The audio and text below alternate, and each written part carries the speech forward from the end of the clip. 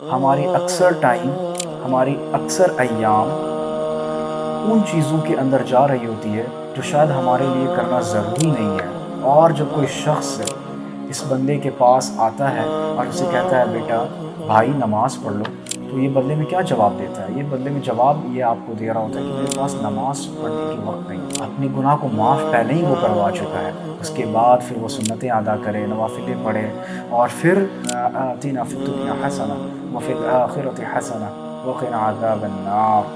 جب بندہ نماز پڑھتا ہے اس طرح سے جیسے نماز پڑھنے کا حق ہے، خشوع کے ساتھ، خضوع کے ساتھ، تو جب وہ بندہ نماز سے نکلتا ہے باہر، گویا ایسے کہ جیسے اس کی تمام گناہیں معاف کر دی ہو، تو وہ بندہ بالکل کلین ہو جاتا ہے کہ بس اللہ تعالیٰ نے ہمارے اوپر ایک بوجھ مسلط کر رکھا ہے، 5 وقت کے اندر اس بوجھ کو ہم جا کے گرا سکتے ہیں۔ تو جیسے ہی مسجد گئے اپنے بوجھ کو اتار کے الٹے پاؤں بھاگ کے آ گئے۔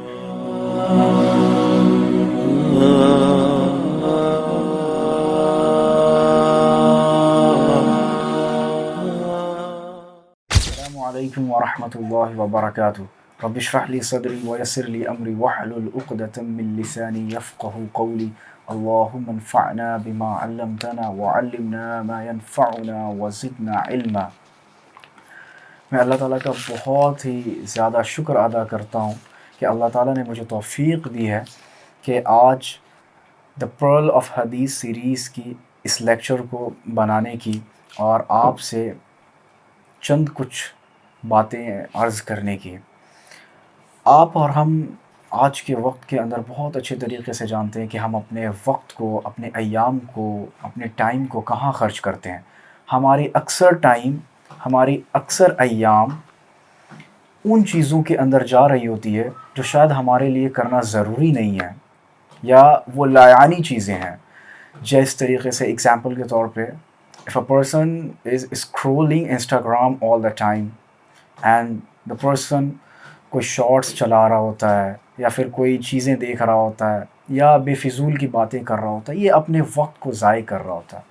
اور جب کوئی شخص اس بندے کے پاس آتا ہے اور اسے کہتا ہے بیٹا بھائی نماز پڑھ لو، تو یہ بدلے میں کیا جواب دیتا ہے؟ یہ بدلے میں جواب یہ آپ کو دے رہا ہوتا ہے کہ میرے پاس نماز پڑھنے کی وقت نہیں ہے، میں کس ٹائم پہ نماز پڑھوں، میرے پاس وقت ہی نہیں ہے۔ حالانکہ اس کے پاس وقت بہت ہی زیادہ ہے، لیکن اس نے اپنے وقت کو لایعنی چیزوں کے اندر مشغول کر رکھا ہے۔ تو today we are going to discuss about 2 types of people. پہلی ٹائپ کون سے لوگوں کی ہے؟ پہلی ٹائپ ان لوگوں کے بارے میں ہم لوگ دیکھیں گے، the person who prays 5 times daily، وہ ڈیلی 5 وقت نماز کی پابندی کرتے ہیں۔ اور سیکنڈ ٹائپ ان لوگوں کے بارے میں ہوگی جو نماز نہیں پڑھتے، جو یہ رپلائی کرتے ہیں کہ میرے پاس ٹائم ہی نہیں ہے۔ تو آئیے آج کے اس حدیث کے اندر ہم ڈفرینٹ اینگل سے ہم لوگ سمجھتے ہیں اور باتیں کرتے ہیں۔ تو جو لوگ نماز پڑھتے ہیں، جو لوگ 5 وقت کی نماز کی پابندی کرتے ہیں، انہیں بہت اللہ تعالیٰ کا شکر ادا کرنا چاہیے کہ اللہ تعالیٰ نے انہیں پورے امت میں سے، پورے لوگوں میں سے چن چھانٹ کر اپنے گھر آنے کی توفیق دی اور 5 وقت کی پابندی کرنے کی توفیق دی۔ جو لوگ نماز پڑھتے ہیں انہیں کیا چیک کرنے کی ضرورت ہے؟ انہیں چیک کرنے کی یہ ضرورت ہے کہ ان کی اس نماز نے ان کی زندگی کو تبدیل کیا ہے کہ نہیں کیا ہے۔ اگر ان کی نماز نے ان کی زندگی کو تبدیل نہیں کیا تو انہیں ضرورت ہے کہ وہ اپنی نماز کو اپ گریڈ کریں۔ اور وہ کس طریقے سے نماز کو اپ گریڈ کر سکتے ہیں، آئیے سمجھتے ہیں۔ مثال کے طور پہ ایک بندہ ہے، وہ 5 وقت کی نماز ادا کرتا ہے، لیکن پھر بھی وہ گناہوں کے اندر پڑا ہوا ہے اور وہ دیگر ایڈکشنز کے اندر پڑا ہوا ہے۔ اور جب اس کے سامنے سے یہ آیت گزرتی ہے کہ ان الصلاۃ تنہی عن الفحشاء والمنکر، کہ بے شک نماز بے حیائی اور بری چیزوں سے روکتی ہے، تو جب بندے یہ سنتا ہے تو وہ اپنے اوپر اس آیت کو فٹ کرتا ہے، اور پھر وہ کیا کہتا ہے کہ میں نمازیں تو پڑھ رہا ہوں لیکن میری بری عادتیں ختم نہیں ہو رہی، میں برے کاموں سے نہیں بچ پا رہا ہوں۔ یہ کیوں ہو رہا ہے؟ یہ اس وجہ سے ہو رہا ہے کہ اسے اپنی نماز کو اپ گریڈ کرنے کی ضرورت ہے۔ تو نماز کو اپ گریڈ کرنے کا جو پہلا طریقہ ہے، جو پہلا مرحلہ ہے، منزل ہے، وہ کیا ہے کہ جیسے ہی مؤذن آواز لگائے اذان کی، تو بندہ اذان کے جواب دے، اس کے بعد پھر وضو کرنے کے لیے جائے، وضو بھی شعوری طور پر کرے کہ جب وہ بندہ کلی کر رہا ہو اور ہاتھوں کو بازوؤں کو دھو رہا ہو تو وہ اس کے بعد اس کے دماغ کے اندر یہ باتیں چل رہی ہو کہ میں جو یہ وضو پرفارم کر رہا ہوں اس کا ایک ایک ڈراپ جو میرے بیسن کے اندر جا رہا ہے، جو گر رہا ہے، اللہ تعالیٰ اس کے ذریعے سے میرے گناہوں کو معاف کر رہے، حتیٰ کہ میرے ناخن کے اندر جو گناہیں جمی ہوئی ہے وہ بھی اس کے ذریعے سے نکل رہی ہے۔ یہ شعور رکھتے ہوئے بندہ یہ کام کو پرفارم کرے تو اس کے تمام گناہیں معاف ہو جاتے ہیں جتنی بھی اس نے کی ہو۔ اس کے بعد پھر وہ وضو کر کے مسجد کی طرف اپنے قدم کو بڑھا لے، اس شعور کے ساتھ کہ میں پہلا قدم رکھ رہا ہوں تو اس پہ میرے درجے بلند کیے جا رہے ہیں، دوسرے قدم پہ گناہیں معاف ہوتی جا رہی ہیں۔ جیسے ہی وہ مسجد میں پہنچے گا تو گویا کہ وہ تمام کی تمام اپنے گناہوں سے علیحدہ ہو کے پہنچا، اپنے گناہ کو معاف پہلے ہی وہ کروا چکا ہے۔ اس کے بعد پھر وہ سنتیں ادا کرے، نوافلیں پڑھے، اور پھر جو اذان اور اقامت کے درمیان کا جو وقت ہے یہ دعا کی قبولیت کا وقت ہے، اس وقت کے اندر وہ بندہ دعا کرے۔ اور اللہ کے نبی نے فرمایا کہ اس وقت کے اندر دنیا اور عافیت کی خیر کی طلب کرنی چاہیے، جس میں ایک دعا ہے، بہت ہی پیاری دعا ہے، بہت ہی چھوٹی اور بہت ہی جامع دعا ہے، اللہم انی اسألک العفو والعافیہ فی الدنیا والآخرہ، کہ اے اللہ مجھے عافیت عطا کر دنیا میں بھی اور آخرت میں بھی۔ بہت چھوٹی سی دعا لیکن بہت جامع دعا، کہ مطلب زندگی کے اندر جتنی بھی خیر ہو سکتی ہے، عافیت ہو سکتی ہے، اللہ تو تمام کی تمام عطا کر دے۔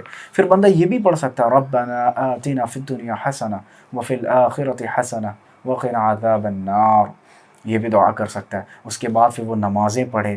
جب بندہ نماز پڑھتا ہے اس طرح سے جیسے نماز پڑھنے کا حق ہے، خشوع کے ساتھ، خضوع کے ساتھ، تو جب وہ بندہ نماز سے نکلتا ہے باہر گویا ایسے کہ جیسے اس کی تمام گناہیں معاف کر دی ہو، تو وہ بندہ بالکل کلین ہو جاتا ہے۔ تو یہ شعور کے ساتھ اگر بندہ عمل کرے گا تو آپ مجھے بتائیں کہ وہ بری ایڈکشن سے بچ پائے گا یا نہ بچ پائے گا، وہ اس سے بری عادتیں چھوٹیں گی یا نہیں چھوٹیں گی۔ آپ خود میں یہ انالائز کریں، کیا ہم اپنی نماز اس طریقے سے پڑھتے ہیں؟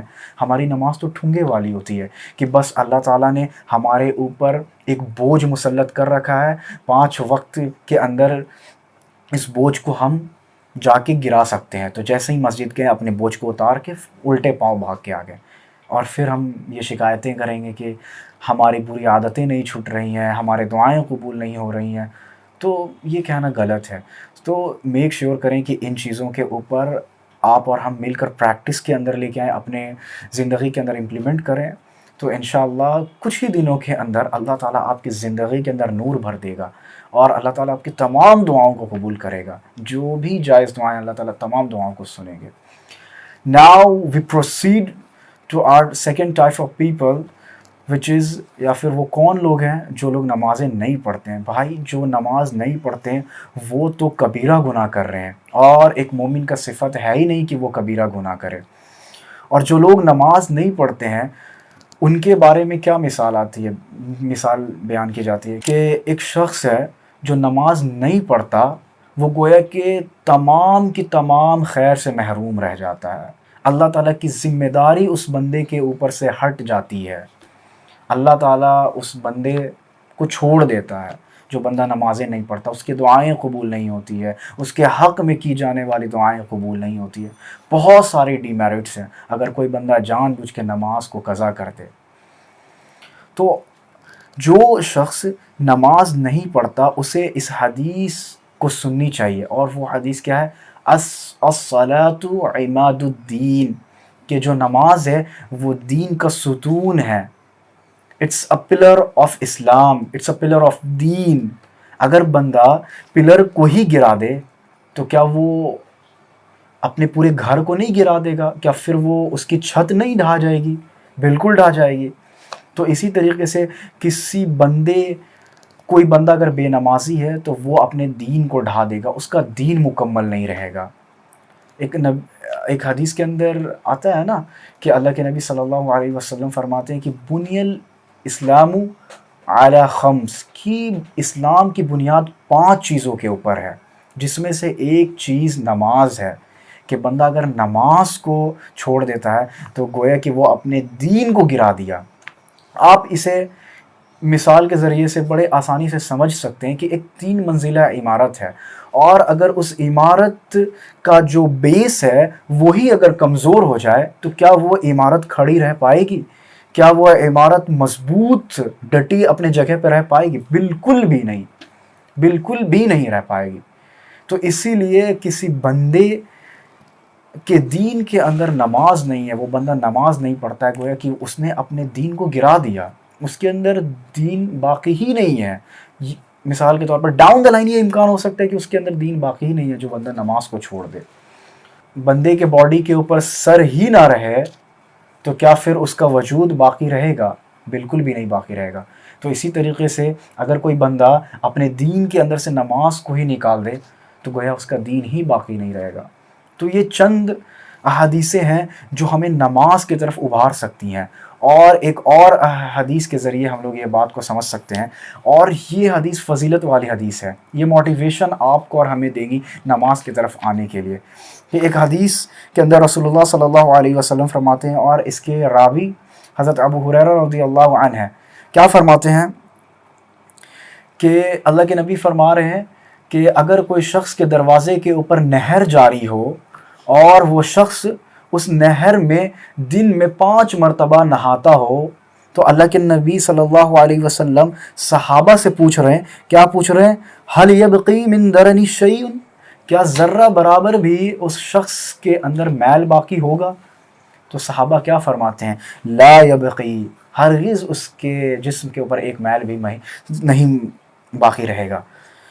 تو اس کے بعد اللہ کے نبی صلی اللہ علیہ وسلم کیا فرماتے ہیں؟ فَذَلِكَ مَثَلُ الصَّلَاةِ الْخَمْسِ، کہ یہی مثال ان 5 نمازوں کی ہے کہ جو بندہ نہ 5 نمازوں کا اہتمام کرتا ہے تو اس کے ذمے ایک بھی گناہ باقی نہیں بلکہ تمام گناہ معاف کر دی جاتی ہے۔ اس کے بعد اللہ فرماتے ہیں یَمْحُ اللَّهُ بِهِنَّ الْخَطَايَا، کہ اللہ تعالیٰ اس کے ذریعے سے تمام خطاؤں کو معاف کر دیتے ہیں۔ تو اگر میں آج کے اس ویڈیو کو سمرائز کروں آپ کے سامنے تو وہ اس طریقے سے ہو سکتے ہیں کہ جو شخص نماز پڑھتے ہیں انہیں چاہیے کہ وہ اپنی نماز کو اپ گریڈ کرے، اپنے نماز کے اندر خشوع خضوع لے کر آئے، اور جو شخص نماز نہیں پڑھتے وہ ایٹ لیسٹ اپنے دن کے اندر سے 50 منٹس کو نکال لیں، اپنی اسکرولنگ کو تھوڑا کم کر لیں اور 50 منٹس نکال لیں 5 وقت نماز پڑھنے کے لیے، اور دھیرے دھیرے کر کے اپنی زندگی کے اندر نماز کو امپلیمنٹ کریں۔ اگر 1 وقت 2 وقت 3 وقت چاہے جتنا ہو سکے، لیکن نماز کو قضا نہیں کریں بھائی، آپ نماز کو اسٹارٹ کریں۔ مشقت ہے، مجاہدہ ہے، لیکن اللہ تعالیٰ آپ کی مشقت و مجاہدے کو رائگاں نہیں جانے دے گا۔ اللہ تعالیٰ دیکھ رہا ہے، کوئی دیکھے نہ دیکھے، آپ مجاہدہ کر رہے ہیں، آپ مشقت کر رہے ہیں، نماز پڑھنے میں آپ کی دل نہیں چاہ رہی، آپ پھر بھی نماز پڑھ رہے ہیں، یہ اس نماز سے شاید بہت زیادہ ہو سکتی ہے کہ ایک بندے کو تو دل ہی نہیں چاہ رہا ہے نماز پڑھنے کا، اور ایک بندے کو دل چاہ رہا ہے، تو جس بندے کو دل چاہ رہا ہے وہ تو بڑے آرام سے نماز پڑھے گا، لیکن جس بندے کو دل نہیں چاہ رہا ہے وہ اپنے دل کو زبردستی منا رہا ہے، وہ کہہ رہا ہے کہ نہیں میں نماز پڑھوں گا اپنے رب کے لیے، میرا رب کا حکم ہے، تو یہ بندہ شاید زیادہ اس سے ایکسیڈ کر جائے۔ تو میک شیور کریں اپنے زندگی کے اندر نماز لے کر آئیں، تو انشاءاللہ اللہ تعالیٰ کی ذات سے امید ہے کہ اللہ تعالیٰ آپ کے دعاؤں کو بھی قبول کرے گا، دنیا و آخرت کے اندر آپ کو بہت کامیابی سے نوازے گا۔